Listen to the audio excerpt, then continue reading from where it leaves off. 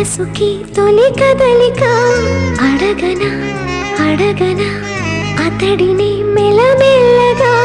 నమ్ముతాడో నమ్మడో అని తెలుసుకోలే